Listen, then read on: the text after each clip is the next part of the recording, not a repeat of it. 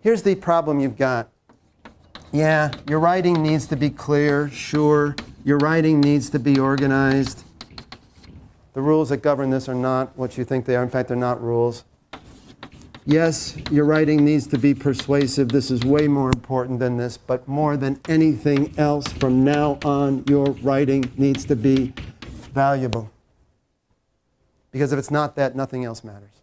It makes zero difference. Faculty come into my office, and forgive me for the drama, but in my office there's 2 chairs in the writing corner. I have a chair at my desk, and then there's 2 chairs over here.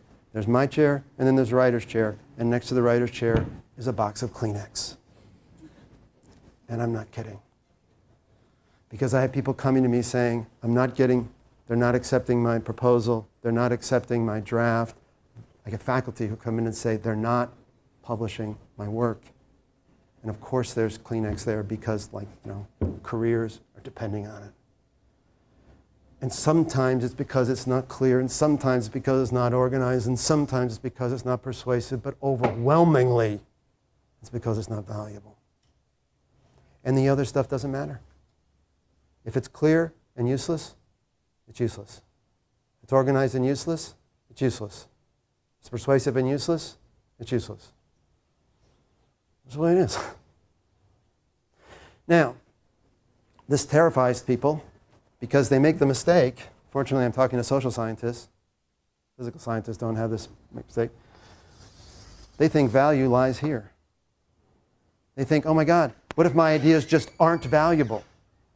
That's dopey. There's no such thing as value here. Value is here. The question is whether this particular community of readers values it, which is why it's so much about readers and not about content. Can you imagine writing a text which one group of readers thinks is terrifically useful and another group of readers thinks is useless? Well, yeah.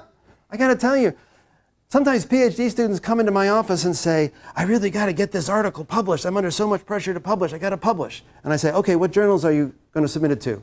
And they look at me and say, what does that matter? Because they think it needs to be clear. It needs to be organized. It needs to be persuasive. And those are just sort of in the thing itself. Or anybody could look at it and decide it's clear. That's crazy wrong. But most importantly is valuable. Value lies in readers, right? Not in the thing. And so how people can think about their writing without thinking about readers is probably the biggest challenge you face. You've been trained to think about writing formally, rule-governed. You have to stop. Then you have to think about readers. Not generic readers. God help you if you came up in a system with standardized tests where you had to write papers for a standardized reader, like on an AP test or an SAT test. That's disastrous because it specifically teaches you not to think about any differences between readers. We are going to be talking about differences between readers and thinking about those differences. Because that's what I think is how writing actually works, except in the bizarre world of standardized testing.